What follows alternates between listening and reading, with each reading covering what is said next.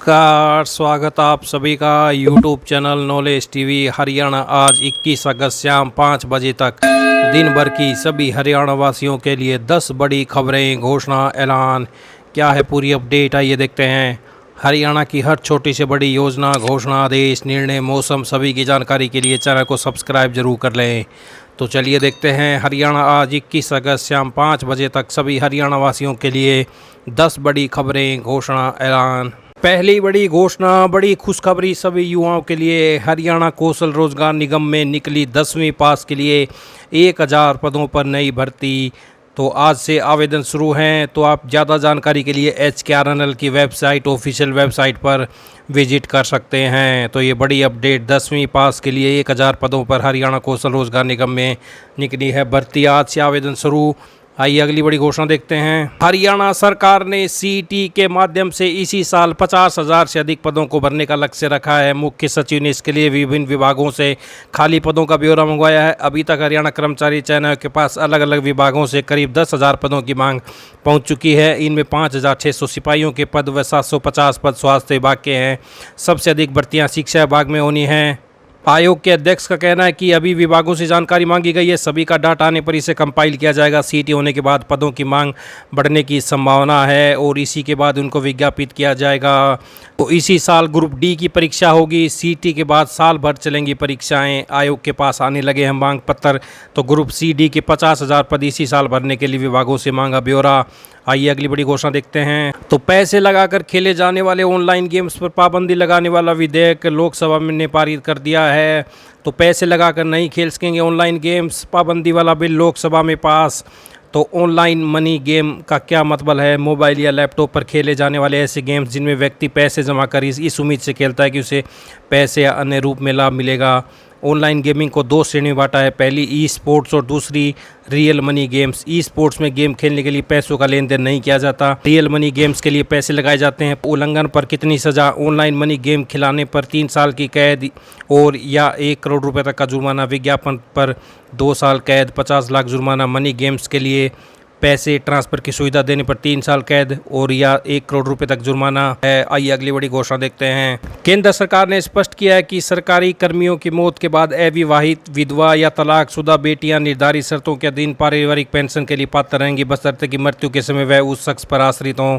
केंद्रीय कार्मिक राज्य मंत्री ने लिखित उत्तर में कहा कि पेंशन एवं पेंशनभोगी कल्याण विभाग द्वारा अधिसूचित केंद्रीय सिविल सेवा पेंशन नियम 2021 और उसके बाद जारी 26 अक्टूबर 2022 के कार्यालय ज्ञापन में विभिन्न प्रावधान शामिल किए गए। रेलवे और रक्षा कर्मचारियों और पेंशन भोगियों के लिए अलग अलग नियमों के तहत समान प्रदान किए गए। किसी मृत कर्मी या पेंशन भोगी की पत्नी या पुत्र जीवित न हो या पारिवारिक पेंशन की पात्रता की शर्तें पूरी नहीं कर पाते हैं तो पारिवारिक पेंशन अविवाहित या विधवा या तलाकशुदा पुत्री को देय होगी। पेंशन तब तक जारी रहेगी जब तक कि वह उसकी शादी, पुनर्विवाह नहीं हो जाता या अपनी आजीविका कमाना शुरू नहीं कर देती। तो अविवाहित, विधवा या तलाकशुदा बेटी पारिवारिक पेंशन की हकदार, बशर्ते उस शख्स की मृत्यु के समय वह आश्रित हो। तो ये बड़ी अपडेट केंद्रीय कार्मिक राज्य मंत्री ने लोकसभा को दी जानकारी।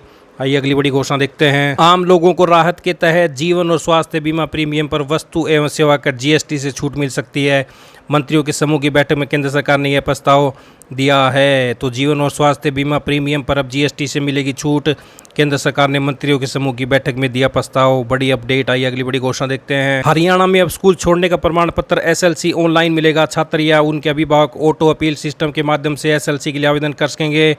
विद्यालय शिक्षा विभाग ने MIS पोर्टल पर मॉड्यूल सक्रिय कर दिया है। अभिभावक मोबाइल पर मिले OTP सत्यापन के बाद ऑनलाइन आवेदन कर सकेंगे। ऑनलाइन SLC के लिए अभिभावकों को छात्र की विद्यार्थी नामांकन संख्या या उससे जुड़े आधार नंबर दर्ज कर SLC के लिए अनुरोध करना होगा। प्रवेश के समय दर्ज किए गए पिता के मोबाइल नंबर पर OTP आएगा। तो प्रदेश में ऑनलाइन मिलेगा स्कूल छोड़ने का प्रमाण पत्र।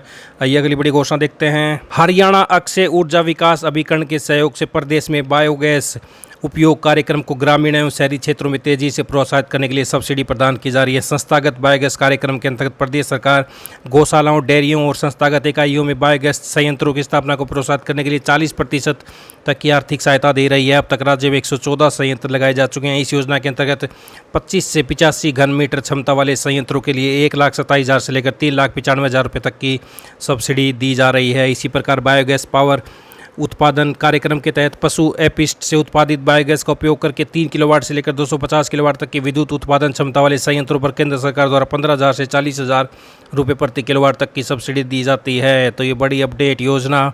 आइए अगली बड़ी घोषणा देखते हैं। उपायुक्त ने बताया कि मुख्यमंत्री विवाह शगुन योजना के तहत लाभार्थियों को सहायता राशि प्रदान की जाती है, जिसमें अनुसूचित जाति, विमुक्त जाति, टपरीवास जाति के लाभार्थियों जिनकी वार्षिक आय 1,80,000 रुपये तक हो की बेटियों के विवाह पर 71,000 रुपये अनुदान राशि प्रदान की जाती है और पिछड़े वर्ग और सामान्य वर्ग के व्यक्तियों जिनकी वार्षिक आय 1,80,000 रुपये तक हो की बेटियों के विवाह पर 41,000 रुपये अनुदान राशि दी जाती है। सभी वर्गों की विधवा, अनाथ, तलाकशुदा, बेसहारा महिलाओं और उनके बच्चों की बेटियों की शादी के लिए 51,000 रुपये अनुदान राशि प्रदान की जाती है। खिलाड़ी महिलाओं की शादी के लिए भी 41,000 रुपये की सहायता दी जाती है। इसके साथ साथ इस योजना के तहत यदि विवाह में दोनों वर वधु दिव्यांग है तो उन्हें 51,000 रुपये अनुदान राशि दी जाएगी। अगर केवल एक वर या वधु दिव्यांग है तो 41,000 रुपये की अनुदान राशि दी जाएगी। तो उपायुक्त ने बताया कि योजना का लाभ प्राप्त करने के लिए आवेदक को अपनी बेटी के विवाह के बाद 6 महीने के भीतर विवाह पंजीकरण करवाना अनिवार्य है। आवेदक शादी.haryana.gov.in पोर्टल पर जाकर विवाह पंजीकरण और मुख्यमंत्री विवाह शगुन योजना के लिए आवेदन कर सकते हैं। तो ये बड़ी अपडेट योजना। आइए अगली बड़ी घोषणा देखते हैं। अग्निवीरों का पहला बैच अगले साल सेनाओं से बाहर आएगा। इससे पहले ही प्रदेश सरकार ने इनके लिए नौकरियों का बंदोबस्त कर दिया। द्वितीय श्रेणी की नौकरियों की सीधी भर्ती में पूर्व अग्निवीरों को 1% या तृतीय श्रेणी नौकरियां कुछ निर्दिष्ट श्रेणियों को छोड़कर में 5% हॉरिजेंटल आरक्षण दिया जाएगा। इसी तरह पुलिस कांस्टेबल की भर्ती में 20% और वन रक्षकों की भर्ती में 10% पद पूर्व अग्निवीरों के लिए आरक्षित कर दिए गए हैं। तो ये बड़ी अपडेट। हरियाणा के मूल निवासियों को ही मिलेगा लाभ।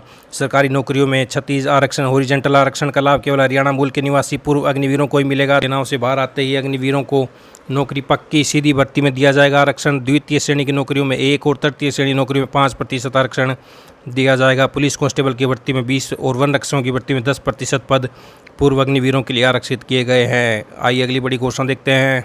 राज्य सरकार द्वारा चलाई जा रही डॉक्टर अंबेडकर मेधावी छात्र संशोधित योजना के अंतर्गत प्रत्येक वर्ष छात्रवृत्ति हेतु हरियाणा राज्य के अनुसूचित जाति, पिछड़े वर्ग, विमुक्त जाति, घुमंतु, अर्धघुमंतु, टपरीवास जातियों के साथ साथ सामान्य श्रेणी के छात्रों को उत्तीर्ण कक्षा में प्राप्त अंकों की प्रतिशतता के आधार पर अगली कक्षा में दाखिला लेने उत्तर निम्न प्रकार से प्रोत्साहन राशि दी जाती है। तो यह आप पूरी सूची देख सकते हैं। मैट्रिक में 70% शहरी छात्र छात्राओं के लिए, 60% ग्रामीण छात्र छात्राओं के लिए, 11वीं कक्षा तथा सभी डिप्लोमा सर्टिफिकेट कोर्सेज का प्रथम वर्ष में छात्रवृत्ति प्रदान की जाएगी 8,000 रुपये। 12वीं कक्षा के छात्रों के लिए 75%, शहरी छात्र छात्राओं के लिए 70%, ग्रामीण छात्र छात्राओं के लिए इनको 8,000 रुपये छात्रवृत्ति दी जाएगी आर्ट्स के प्रथम वर्ष में। कॉमर्स, साइंस तथा सभी सर्टिफिकेट कोर्सेज के प्रथम वर्ष में 8,000 दी जाएगी।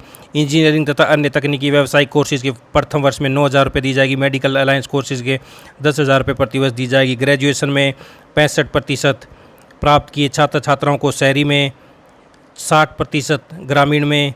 तो पोस्ट ग्रेजुएशन के प्रथम वर्ष में आर्ट्स, कॉमर्स, साइंस में 9,000 रुपये, इंजीनियरिंग तथा अन्य तकनीकी व्यावसायिक कोर्सेज में 11,000 रुपये दी जाएगी छात्रवृत्ति। तो ये आप देख सकते हैं, पूरी सूची देख सकते हैं। छात्र दिनांक 31/1/2026 तक सरल हरियाणा पोर्टल पर आवेदन कर सकते हैं। इस योजना के अंतर्गत वर्ष 2025-26 के लिए छात्रों से ऑनलाइन आवेदन आमंत्रित किए जाते हैं। विद्यार्थी हरियाणा का मूल निवासी होना चाहिए। वार्षिक पारिवारिक आय 4 लाख रुपये से अधिक न हो। तो ये आप देख सकते हैं। योजना के पात्रता मानदंड एवं अन्य विभाग की वेबसाइट हरियाणा scbc.gov.in पर देखे जा सकते हैं।